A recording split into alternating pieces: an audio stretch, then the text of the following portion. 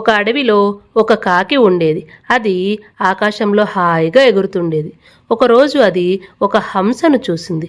హంసను చూడగానే కాకి అనుకుంది, నేను చాలా నల్లగా ఉన్నాను, హంస చాలా తెల్లగా ఉంది అనుకుంది. వెళ్ళి హంసతో మాట్లాడింది. కానీ హంస అప్పుడు, నా దగ్గర ఒకటే రంగు ఉంది, అది తెలుపు రంగు. కానీ రామచిలుక దగ్గర 2 రంగులున్నాయి, నాకంటే అదే అందమైనది. కాకి తరువాత రామచిలక దగ్గరకు వెళ్ళింది. నువ్వు చాలా అందంగా ఉన్నావు, నువ్వు అందరికంటే అందగత్తెవని చెప్పింది. అప్పుడు రామచిలక, నెమలి నాకంటే అందంగా ఉంటుంది, నాకు 2 రంగులున్నాయి, నెమలికి చాలా రంగులుంటాయని చెప్పింది. కాకి నెమలి కోసం అడవంతా వెతికింది.